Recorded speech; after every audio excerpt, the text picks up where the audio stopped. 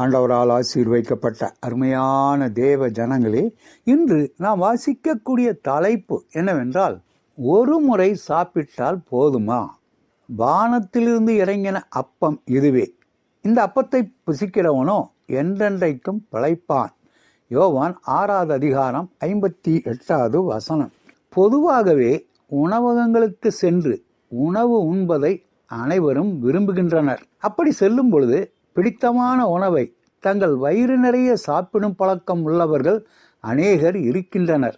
அதிலும் உணவு பிரியர்களுக்கு buffet system என்றால் அலாதி பிரியமாக இருக்கின்றது. ஏனென்றால் பணம் கட்டிவிட்டு என்னென்ன உணவு வேண்டுமானாலும் எவ்வளவு வேண்டுமானாலும் அந்த பஃபே சிஸ்டத்தில் நாம எடுத்து சாப்பிடலாம்.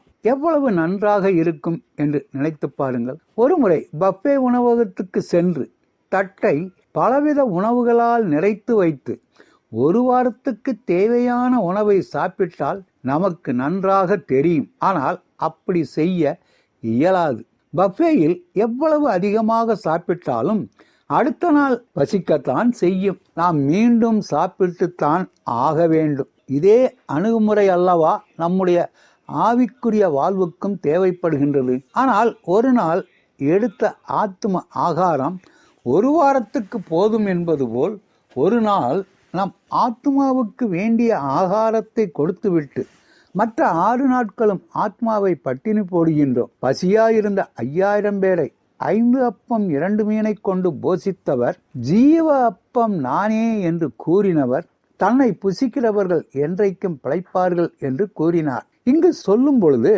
அவர் வெறுமனே சரீர வளர்ச்சிக்கு தேவையானதை சொல்லவில்லை. மாறாக நித்தியமாக என்றென்றும் வாழ்வதற்கு வழியை சொல்கிறார். நாம் சுயத்தை முற்றிலுமாக வெறுத்து கர்த்தரை ருசித்து பார்க்க வேண்டும். ஒரு இசைக்கலைஞர் இவ்வாறு கூறுகின்றார், அதாவது, நான் ஒரு நாள் பயிற்சியை தவிர்த்தேன் என்றால் அதன் வித்தியாசத்தை என்னால் உணர முடியும்.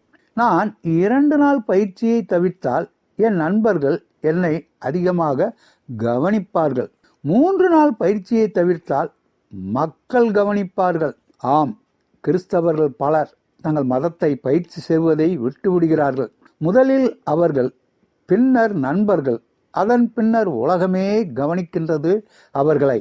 ஆம், ஒருவேளை உங்கள் தேவனுடனான அந்யோன்யத்தின் சத்தத்தை வெளி உலகு கேட்காமல் இருக்கலாம்.